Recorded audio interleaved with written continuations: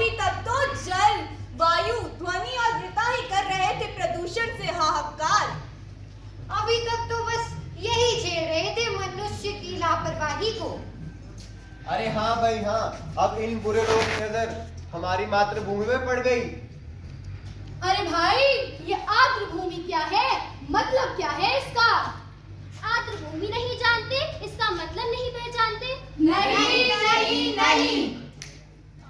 आओ सुनाए वेटलैंड की ये कहानी, सालों भर रहता था जिसमें पानी।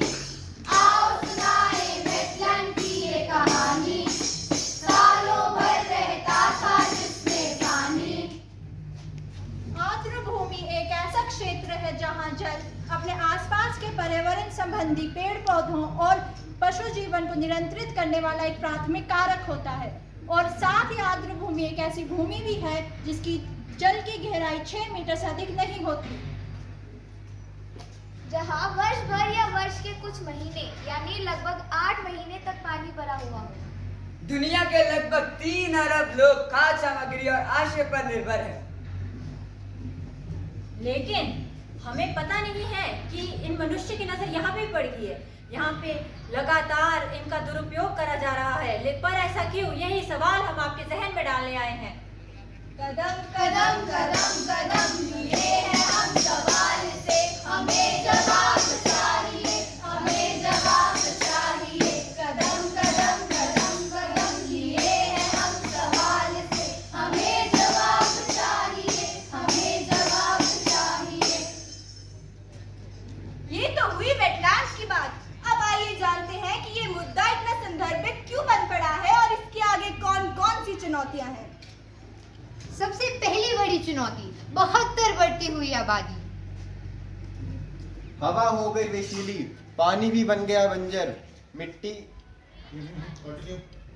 मिट्टी भी हो गई खराब, अब तो वेटलैंड में भी छा गया डेंजर। छा गया डेंजर, छा गया डेंजर, छा गया डेंजर।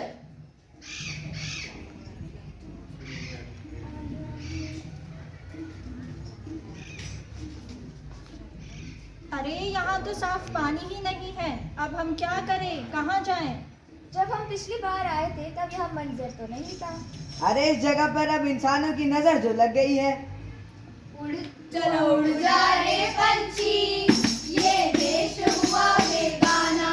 चलो उड़ जा रे पंछी, ये देश हुआ बेगाना। अरे अरे, इंसानों ने तो मेरी रहने की जगह को भी नहीं छोड़ा, अब मेरा क्या होगा?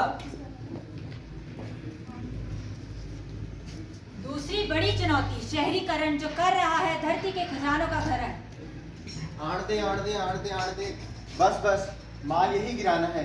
क्या सुबह सिर्फ 100 ट्रक आए, अब मालिक आएगा और मेरा भेजा खाएगा। अरे कल्लू, कितने ट्रक माल आया? मालिक 100 ट्रक। सिर्फ 100 ट्रक? मालिक सामान रखने के लिए जगह भी चाहिए। अरे कल्लू, तेरे दिमाग का ऊपर वाला मालिक खाली है क्या? ये जो खाली दलदली पीली जमीन पड़ी है, यहाँ पे मस्त बिल्डिंग बनाने का। लेकिन मालिक, पशु पक्षी यहाँ प्यास बुझाने आते हैं। अरे दिमाग का दही ना कर, हमारा सीधा फंडा है बिल्डिंग बनाने का, रोकड़ा वसूलने का और कल्टी मारने का। क्या समझा? क्या समझा? समझ गया मालिक, बिल्डिंग बनाने का, रोकड़ा वसूलने का, कल्टी मारने का। आप आए ना तो लाइन पर। गरम बरस प्यासी धरती को पानी दे मौला, चिड़ियों को दाना, बच्चों को गुड़धानी दे मौला। 2 और 2 का जोड़ 4 कहाँ होता है, इन सोच समझ वालों को थोड़ी नादानी दे मौला, थोड़ी नादानी दे मौला। अब अगर यही हाल रहा तो यूनेस्को के अनुसार अगले 20 सालों में ये आर्द्रभूमि खत्म हो जाएगी। बदतमीज दिल, बदतमीज दिल, बदतमीज दिल, मानना मानना। बदतमीज दिल, बदतमीज दिल, बदतमीज दिल, मानना मानना। गाँव को शहर में बदला, जमीन को बंजर में बदला, सब कुछ खा गया इंसान लोभी। बदतमीज दिल, बदतमीज दिल, बदतमीज दिल, मानना मानना।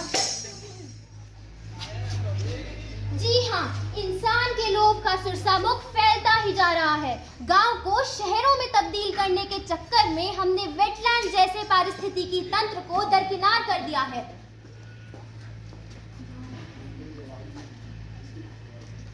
जन जागरूकता बढ़ानी चाहिए। हाँ हाँ, जन जागरूकता बनानी चाहिए, जन जागरूकता बनानी चाहिए। इसके बारे में विद्यालय और महाविद्यालय के पाठ्यक्रमों में प्रमुखता दी जानी चाहिए। हाँ हाँ, प्रमुखता दी जानी चाहिए। हाँ हाँ, प्रमुखता दी जानी चाहिए।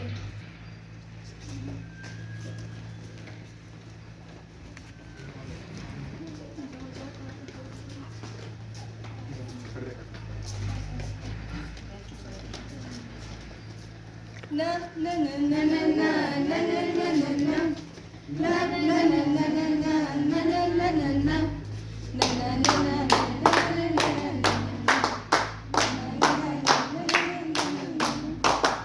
जागो जागो लोगो अब तो आंखें खोलो रे, जागो जागो लोगो अब तो आंखें खोलो रे, वेटलैंड्स की कथा अब तुम समझ जाओ रे, वेटलैंड्स की कथा अब तुम समझ जाओ रे।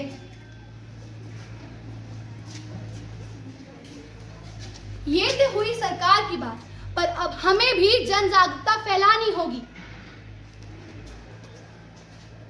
अंधकार को क्यों धिक्कारे, अच्छा होए दीप जलाए।